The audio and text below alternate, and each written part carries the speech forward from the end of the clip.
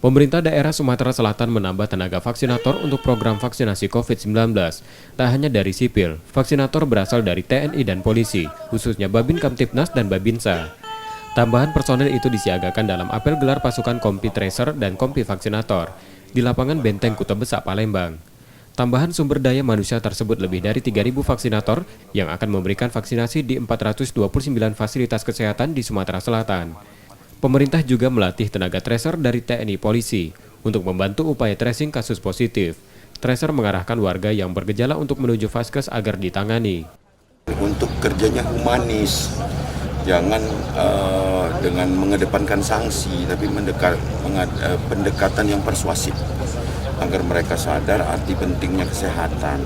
Inilah langkah kita untuk kita mempersiapkan diri melangkah dengan lompatan besar untuk perbaikan ekonomi. Setelah berjalannya program vaksinasi, petugas juga mensosialisasikan pentingnya vaksinasi untuk masyarakat agar meningkatkan kekebalan kelompok.